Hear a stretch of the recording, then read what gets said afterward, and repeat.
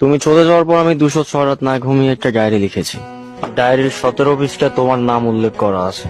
কতদিন আমি বসেছিলাম তোমার অপেক্ষায় বেখেয়ালি স্টেশন রোডে, বসে বসে গায়ের কত ধুলাবালি মুছেছি, আর ভেবেছি কি আর হবে এভাবে বেঁচে থেকে।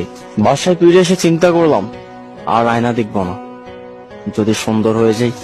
রাতে ছাদে এসে হীন আকাশের দিকে তাকিয়ে অনেক তারাবাতি গুনেছি, আর ভালোবাসার তানপুরা বাজিয়েছি এবং অস্পষ্ট কণ্ঠে বলেছি সে আমার হতে দেয় না।